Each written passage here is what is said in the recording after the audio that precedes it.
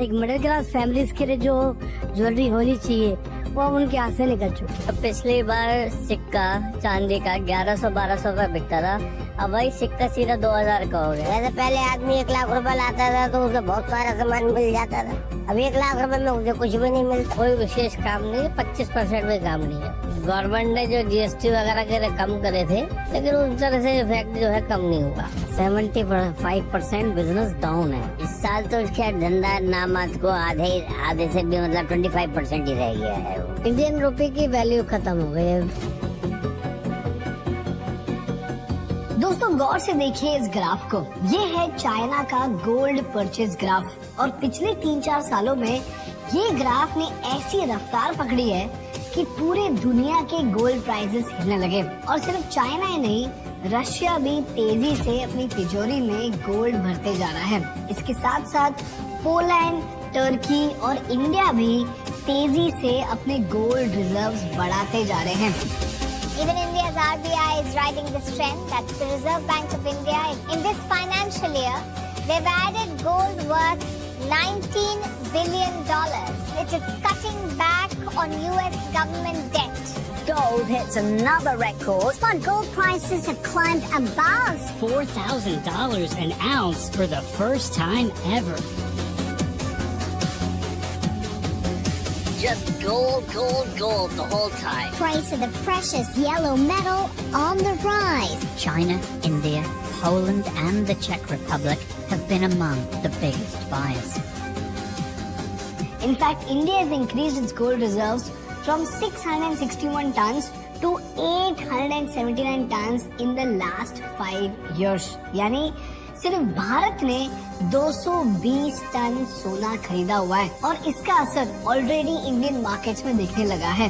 जहां निफ्टी ने पिछले 1 साल में सिर्फ 2.46% का रिटर्न दिया है, सेंसेक्स ने 2.41% का रिटर्न दिया है, लेकिन गोल्ड ने लगभग 63% का रिटर्न दिया है। और पिछले 5 सालों में जहां निफ्टी ने 117% का रिटर्न दिया है, सेंसेक्स ने 108% का रिटर्न दिया है, लेकिन गोल्ड ने 165% का रिटर्न दिया है।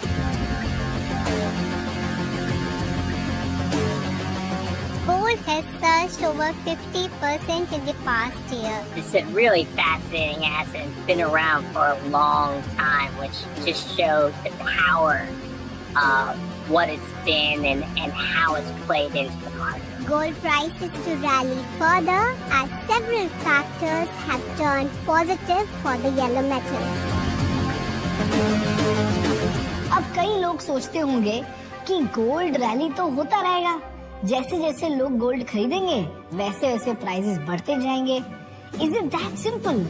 नो नो नो दोस्तों, गोल्ड प्राइसेस के पीछे छुपा है एक ऐसा गेम ऑफ वॉर, पॉलिटिक्स और ग्लोबल पावर जो आज की डेट में रशिया, चाइना और इंडिया खेल रहे हैं। और ये गोल्ड रैली कोई नॉर्मल प्राइस राइज नहीं, ये एक ऐसा वेपन है जिससे चाइना और रशिया अमेरिका के खिलाफ अपनी पोजीशन को मजबूत बनाना चाहते हैं। तो सवाल ये है, क्या है इस गोल्ड रैली का जियोपॉलिटिकल सीक्रेट? रशिया और चाइना गोल्ड खरीदकर अमेरिका के खिलाफ क्या प्लान बना रहे हैं और इन सब के बीच क्या गोल्ड में इन्वेस्ट करना सेफ है या रिस्की, जानेंगे इस एपिसोड में।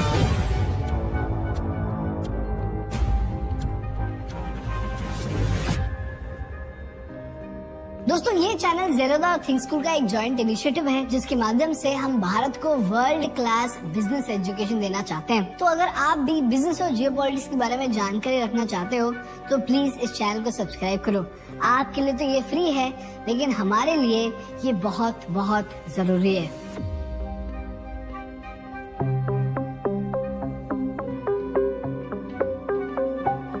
दोस्तों गोल्ड के पीछे छुपे हुए जियोपॉलिटिक्स को समझने के लिए आपको इन 3 ग्राफ्स को समझना होगा।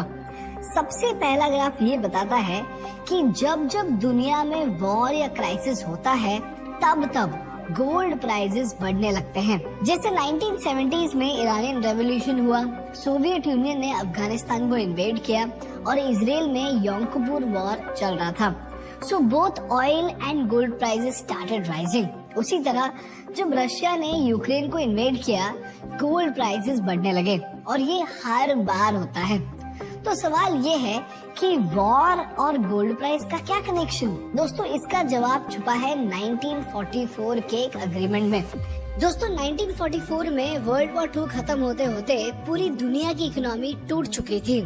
यूरोप तबाह हो चुका था, जापान और जर्मनी की इकोनॉमी बर्बाद थी, लेकिन एक देश था जो इस पूरे केओस के बाद और भी ज्यादा पावरफुल बन गया, और वो देश था अमेरिका। अब सोचो, उस टाइम अमेरिका के पास पूरी दुनिया का 66% गोल्ड रिजर्व था। Can you imagine that? मतलब अगर दुनिया के पास 100 किलो सोना है तो सिर्फ अमेरिका के पास 66 केजीज गोल्ड था। और आपको गोल्ड की सबसे इंटरेस्टिंग बात पता है क्या है? आप चाहे दुनिया के हर कोने से, हर माइन से, हर टेम्पल से पूरी दुनिया का सोना अगर आप एक जगह पे जमा कर लो तो भी सब मिलके सिर्फ 23 बाय 23 बाय 23 मीटर का क्यूब बनेगा। So gold cannot be printed like money and it is always in scarcity. So America ने क्या किया? अमेरिका ने सारे देशों को जमा किया और बोला, देखो भाई लोग, तुम सब लोग अपने करेंसीज में लड़ाई मत करो, एक काम करते हैं, आज से पूरी दुनिया के लिए एक स्टैंडर्ड करेंसी बनाते हैं, द यूएस डॉलर। और मैं यानी अमेरिका गारंटी देता हूँ कि अगर कोई भी देश मुझे $35 देगा तो मैं उसको 1 आउंस सोना दे दूंगा। Simple, dollar will be backed by gold. इसका मतलब क्या हुआ? दुनिया भर के लोगों का भरोसा डॉलर पर बन गया, क्योंकि हर डॉलर के पीछे रियल गोल्ड पड़ा था। लेकिन अब सोचो, अगर कल को कोई देश कहे कि मैं पाकिस्तानी रुपये या अर्जेंटाइन पैसों में ट्रेड करना चाहता हूँ, तो क्या होगा? तो यूएस ने बोला कि देखो भाई लोग, कल कौन गारंटी देगा कि पाकिस्तान या अर्जेंटीना अपनी करेंसी का वैल्यू मेंटेन रखेंगे, क्योंकि उनके पास तो उतना सोना है नहीं जितना मेरे पास है। तो गारंटी क्या है कि आपकी ट्रेड की वैल्यू बनी रहेगी? उनके पास ना गोल्ड है ना की स्टेबिलिटी। तो दुनिया ने डिसाइड किया, चलो सेफेस्ट ऑप्शन है कि डॉलर पर भरोसा करते हैं। और इसी तरह 1944 के ब्रेटन वुड्स एग्रीमेंट के बाद डॉलर बन गया दुनिया का रिजर्व करेंसी।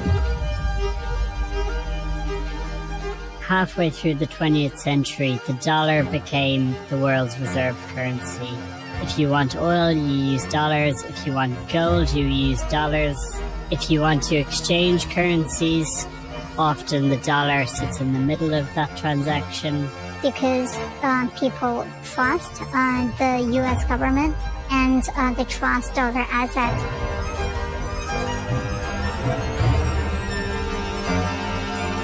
इसीलिए दुनिया भर के देश अमेरिकन डॉलर खरीद के अपनी तिजोरी में रखने लगे, और ऑयल से लेकर मिनरल्स तक हर चीज की ट्रेड होने लगी डॉलर से। लेकिन जैसे मोदी जी कहते हैं, हिपोक्रेसी की भी सीमा होती है। लेकिन अमेरिकन हिपोक्रेसी की कोई सीमा नहीं होती। तो 1971 में अमेरिकन प्रेसिडेंट रिचर्ड निक्सन आकर बोलते हैं कि देखो भाई लोग सुनो, नया रूल आया है, आज से ये जो गोल्ड बैकिंग है ना, इसको बंद कर देते हैं। कल से हम अपने मर्जी से पैसा छापेंगे और कोई हमें कुछ नहीं बोल सकता। भाई ने बोला करने का तो करने का। तो पूरी दुनिया को स्ट्रेस हो गया। वो बोले कि भाई हम तेरे पे भरोसा करें, और अब तू बोल रहा है कि तुझे जितना पैसा चाहिए उतना पैसा तू छापेगा। और अगले 20 सालों में वही हुआ। तो सारे देश बोले कि भाई ये तो पागल है, ये डॉलर छोड़ो गोल्ड लेते हैं, क्योंकि गोल्ड को कोई प्रिंट नहीं कर सकता। तो अचानक से 1971 से 1980 तक गोल्ड प्राइस इतने तेजी से बढ़ने लगा कि गोल्ड प्राइस वेंट फ्रॉम $167 पर आउंस टू $932 पर आउंस। यानी सिर्फ 9 सालों में 458% का राइज दिखा। पूरे 200 साल की हिस्ट्री में ऐसा जंप किसी ने नहीं देखा था। और क्यों? क्योंकि चाहे इकोनॉमिक कोलैप्स हो जाए, करेंसी फेल हो जाए, वॉर हो जाए, गोल्ड अपनी वैल्यू कभी नहीं खोता। दुनिया में अगर कोई 2 कमोडिटीज है जिन्हें सब लोग यूनिवर्सली वैल्यू करते हैं वो है गोल्ड और ऑयल। लेकिन ऑयल के साथ प्रॉब्लम ये है कि ऑयल को स्टोर करना मुश्किल है, इसीलिए जब भी दुनिया में अनसर्टेनिटी होती है लोग अपना पैसा ले जाते हैं गोल्ड में, क्योंकि गोल्ड ही है दुनिया का अल्टीमेट सेफ्टी नेट।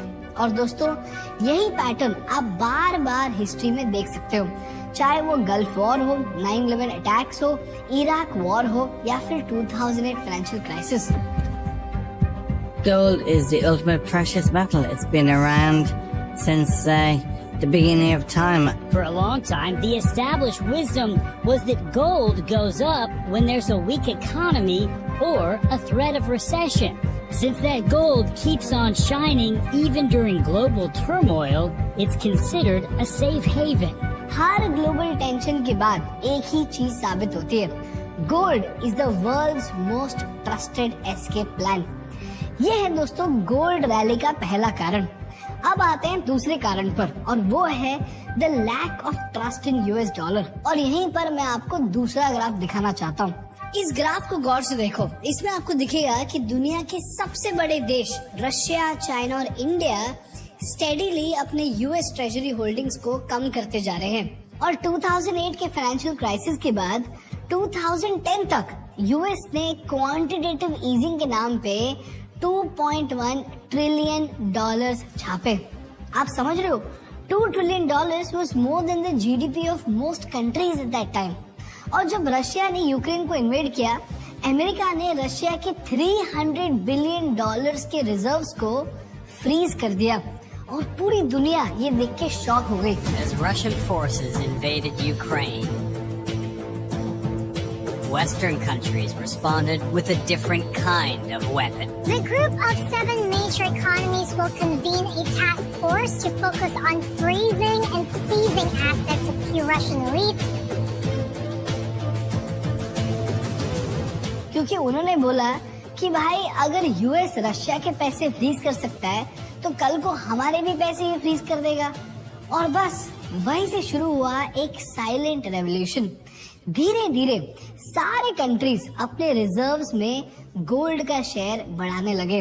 और ये देखो, सिर्फ 2022 से 2024 के बीच सेंट्रल बैंक्स ने 3,200 टन्स का गोल्ड खरीदा है, जो हिस्ट्री का सबसे बड़ा गोल्ड बाइंग स्प्री था। और इनमें से सबसे एग्रेसिव बायर्स गेस करो कौन थे। China increased its reserves from 395 tons to 2,279 tons. Russia increased its reserves from 384 tons to 2,333 tons.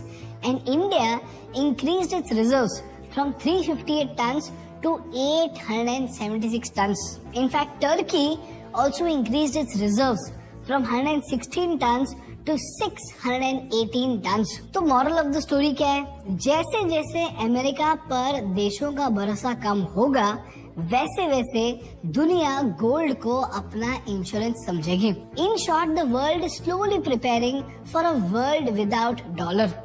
और ये 1-2 साल की बात नहीं है, ये 50 सालों में होने वाली बात है।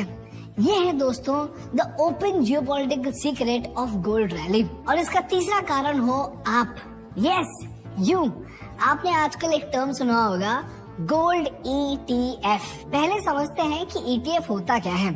दोस्तों, ETF का मतलब है एक्सचेंज ट्रेडेड फंड, यानी एक ऐसा फंड जिससे आप गोल्ड में इन्वेस्ट कर सकते हो, और वो भी बिना एक्चुअल सोना खरीदे। तो पहले क्या होता था, लोग सोना लेते थे ज्वेलरी, कॉइन्स या बार्स के फॉर्म में। लेकिन अब जमाना है डिजिटल गोल्ड का, तो आज लोग ऐप से गोल्ड ETF बाय करते हैं। लेकिन इसके पीछे हिडन ट्रूथ ये है कि हर गोल्ड ETF के पीछे रियल फिजिकल गोल्ड होना जरूरी है। मतलब अगर इन्वेस्टर ने 1 करोड़ का गोल्ड ETF खरीदा तो फंड मैनेजर को उतने ही वैल्यू का रियल गोल्ड अपने वॉल्ट में रखना पड़ेगा। अब समझो इस गेम को, जब भी दुनिया में पैनिक आता है, जैसे कोविड-19 पैंडेमिक और द यूक्रेन वॉर, लोग डिजिटल फॉर्म में गोल्ड ETFs खरीदने लगते हैं, और इसीलिए फंड मैनेजर्स रियल गोल्ड खरीदने पे मजबूर हो जाते हैं। तो digital demand results into real gold buying, which causes supply squeeze, which then causes a price rally. सिर्फ इंडिया में देखो 2019 में गोल्ड ETFs का टोटल वैल्यू था 5,768 करोड़ और 2025 तक ये बढ़कर हुआ 90,136 करोड़, यानी सिर्फ 6 सालों में 15 गुना से ज्यादा ग्रोथ हुआ है। इनफैक्ट ग्लोबली भी सिर्फ सितंबर 2025 में ही $26 बिलियन के इन्फ्लोज आए हैं और वो भी सिर्फ और सिर्फ गोल्ड ETFs में। That is the third reason. There's another reason called the interest rate cuts. लेकिन ये बहुत ही कॉम्प्लिकेटेड है दोस्तों, इसीलिए मैं आपके लिए ना एक PDF बनाकर डिस्क्रिप्शन में अटैच कर दूंगा, तो उसको अच्छे से पढ़ लो क्योंकि आपको शायद UPSC में ये काम आ सकता है। ये है दोस्तों गोल्ड रैली के मैक्रो रीजंस और माइक्रो रीजंस काफी सिंपल हैं और ये सारे रीजंस आपको ऑलरेडी पता है, फिर भी मैं आपको फटाफट बता देता हूँ। पहला है अपना करेंसी का डेप्रिशिएट होना। तो गोल्ड डॉलर में ट्रेड होता है और पिछले 20 सालों में गोल्ड और डॉलर दोनों का भी वैल्यू रूपी के मुकाबले काफी बड़ा है। So in 2013 when $1 was equal to 61 rupees, gold used to cost us 29,600 rupees. But in 2025 when $1 is equal to 88.8 rupees, gold costs us 1.22 lakh rupees for the same 10 grams. इसका दूसरा कारण है इंडियन फेस्टिव परचेस। जब हम 100 करोड़ लोग एक साथ सोना खरीदने जाते हैं तब गोल्ड प्राइसेस बढ़ने लगते हैं। And last and most interestingly the Chinese are also buying gold. पता है क्यों? क्योंकि ये देखो, जैसे इंडिया में सेंसेक्स होता है वैसे वहाँ होता है शांघाई कॉम्पोजिट इंडेक्स और यूएस में होता है नैस्डैक। तो जहां सेंसेक्स ने पिछले 5 सालों में 108% का रिटर्न दिया है, नैस्डैक ने 94% का रिटर्न दिया है, लेकिन शांघाई कॉम्पोजिट इंडेक्स ने सिर्फ 17% का रिटर्न दिया है। इसीलिए चाइनीज इन्वेस्टर्स स्टॉक मार्केट में इंटरेस्टेड है ही नहीं और उनके रियल एस्टेट इंडस्ट्री में सप्लाई बीच में इतना बढ़ गया था कि अगर आप इस ग्राफ को देखो तो आपको ये समझ आएगा कि चाइनीज होम प्राइसेस तेजी से गिरने लगे हैं। In fact in 2024 the Chinese citizens saw a 4.5% drop in their home prices. तो अगर रियल एस्टेट भी रिटर्न ना दे और स्टॉक मार्केट भी रिटर्न ना दे तो इन्वेस्टर्स कहाँ जाएंगे? गोल्ड के पास। That is what is happening in China, where the citizens are also buying gold. ये है दोस्तों 2025 में गोल्ड रैली की कहानी। तो अब सवाल ये है कि अगर आप गोल्ड में इन्वेस्ट करना चाहते हो तो आपकी स्ट्रैटेजी क्या होना चाहिए? दोस्तों इसके लिए स्टैंडर्ड रूल ये है कि अपना सारा पैसा एक जगह पर इन्वेस्ट मत करो। पहले तो 6 महीने की इनकम अपने बैंक अकाउंट में रखो ताकि इमरजेंसी के लिए काम आए और बाकी पैसे स्टॉक्स, गोल्ड और बॉन्ड्स में डाइवर्सिफाई करके इन्वेस्ट करो। और इस डाइवर्सिफिकेशन का रेशियो आपके एज, रिस्क एपेटाइट और इमोशनल स्टेट से वेरी करेगा और ये अपने आप में एक वीडियो है। इसीलिए मैं आपको रेकमेंड करूंगा कि ये चीज आप मेरे दोस्त प्रतीक से सीखो जो इन्वेस्टमेंट के बारे में मेरे से कई ज्यादा जानकारी रखता है। And I'll attach the link in the description. That's all from my side for today, guys. And before saying goodbye, I just want to wish you all a very, very happy Diwali. And as usual, if you like this video, please hit the like button in order to make YouTube Baba happy. And for more such business and geopolitical case studies, please subscribe to our channel. Thank you so much for watching. I will see you in the next one. Bye bye.